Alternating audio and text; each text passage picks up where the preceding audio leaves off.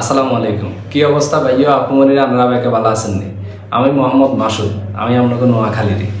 আমগো নোয়াখালীর মধ্যে যত কন্টেন্ট ক্রিয়েটর আছেন, মানে ফেসবুক বলেন, ইউটিউব বলেন, টিকটক বলেন, মানে যত ধরনের ভিডিও মেক করেন আর কি।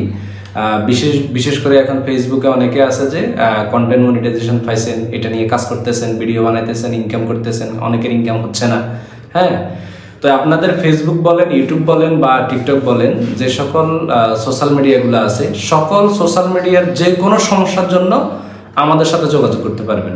আমাদের যোগাযোগের ঠিকানা হলো কি, আমরা নোয়াখালী ফাস্টফুড অফিসের পাশে গাবুয়া বাজার। আর আমাদের মোবাইল নাম্বারটা তো অলরেডি দেওয়া আছে। আমাদের টিমের অফিস হলো এটা, একটু দেখো। আমাদের টিমের অফিস হলো এটা। আমরা কন্টিনিউ এখানে গাবুয়াতে আছি। আমরা নাটক, শর্ট ফিল্ম এবং কি অ্যাকশন ভিডিও নিয়ে কাজ করতেছি। আমাদের বেশ কিছু ভিডিও সোশ্যাল মিডিয়াতে আছে। আপনারা যদি আমাদের পেজগুলো বা চ্যানেলগুলো ভিজিট করেন তখন পাবেন। ধরুন আমাদের পেজ আছে আই মিডিয়া হাউস এবং কি ফেসবুক, তার পরবর্তীতে আমাদের ইউটিউব চ্যানেল আছে, আমাদের অনেকগুলো শর্টস চ্যানেল আছে, আমরা যেগুলো নিয়ে মূলত কাজ করতেছি আর কি।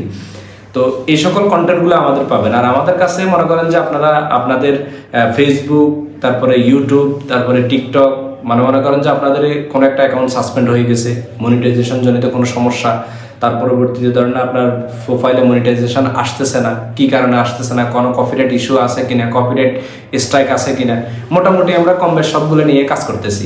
ঠিক আছে, মোট কথা হলো নোয়াখালীতে যত কন্টেন্ট ক্রিয়েটর আছেন সবার জন্য আমাদের এই অফিসটা উন্মুক্ত।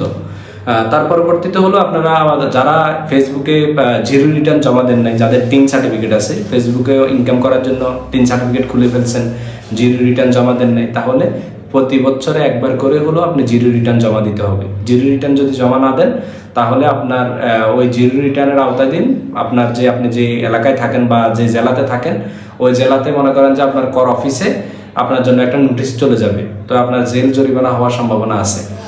তার পরবর্তীতে হলো আপনারা যাদের দোকানপাট আছে, তার পরবর্তীতে আপনার বিভিন্ন ব্যবসা প্রতিষ্ঠান আছে, আপনি চাচ্ছেন যে ছোটোখাটো কম খরচের মধ্যে একটা অ্যাড তৈরি করতে চাচ্ছেন বা আপনার দোকানের একটা প্রচার প্রচারণা করতে চাচ্ছেন, তাহলে আপনি কি করতে পারবেন, আমাদের কাছে আসতে পারবেন। আমরা আপনাকে যথেষ্ট হেল্প করব।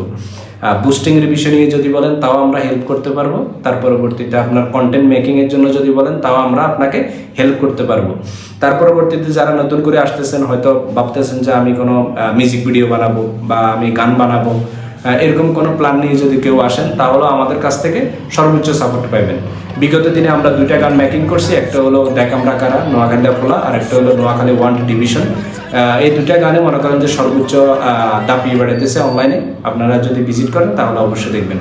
আমার আজকের কথা এখান পর্যন্ত। ঠিক আছে, ভালো থাকেন। আমি আপনাদের নোয়াখালী